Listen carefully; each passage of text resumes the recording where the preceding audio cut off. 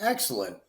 All right. So there's a number of topics I want to cover, but we're going to keep it in line with the FedRAMP is the law sort of statement here. Is that sort of the encompassing theory for this webinar? So, in addition to the National Defense Authorization Act of 2023, there was an executive order 14028 that spoke about a broad number of subjects relating to national security specific to the cyber world. And there are a number of instances within this that have affected the FedRAMP journey. Can we speak a bit to what 14028 has really done to shift the journey of FedRAMP organizations and how companies might navigate this now? I'd like to take that for just a second and sort of a sidetrack.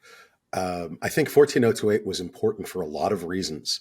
FedRAMP is one of them, and a big one, don't get me wrong, but I think 14028 really put a lot of government contractors and the DIB, the Defense Industrial Base, on notice that not only is cybersecurity going to be taken very, very seriously from now on in the government contracting world, but that there's a lot of different things they're going to be required to do.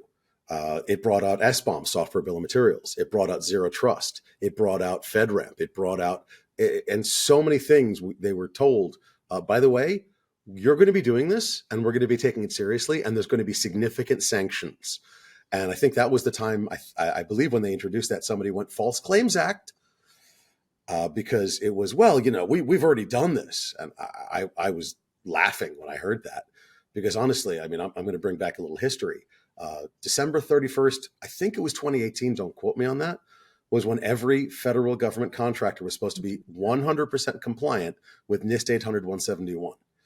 By my personal anecdotal guess, this is non-scientific, this is just anecdotal information, maybe single-digit percentages of federal government contractors were compliant with 800-171 to any significant amount, okay? Hopefully I won't get sued there, I didn't name anybody, but irrespectively, the point is that 14028 and a couple of other things around that time period, which is continuing, by the way, have really put the federal government contracting world on notice. Not only are we taking cybersecurity seriously, not only are we going to be checking, and there's CMMC in there as well, but there's going to be some significant sanctions. Well, let's take some keywords here when we're talking about 14028. The purpose is to improve the nation's cybersecurity. So that's not just holding our contracts and our vendors accountable. That's also holding the federal government accountable for implementing and meeting all of these standard guidelines, right? Zero trust isn't just for the vendors. This is for us to take this very old architecture that we've been trying to modernize over time, going to more mature standards, right? Implementing your zero trust, right? We used to be trust but verify. Now I trust no one. I want to make sure that all of my stuff is secure. What does that mean? There are tons of pillars, minimum requirements, and all kinds of different technology that has to go into that. We're looking at identity, right? We're looking at software devices. We're looking at supply chain, which is another huge item that's highlighted in 14028. We're going to reaffirm and hold people to meeting these standards because a lot of this stuff is not new, right? We've had multi-factor authentication has been a requirement since FISMA 2002, right? Yeah. A lot of people have not still implemented it. They've had POAMs open for this for years.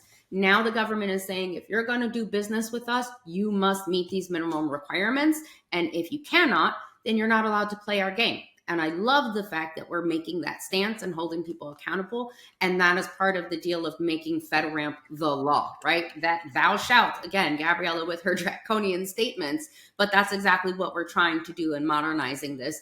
And having the law and the president focusing on this just tells you how important it really is to hold us all accountable, to include private sector, because this is also going to touch many lives outside of just the federal government.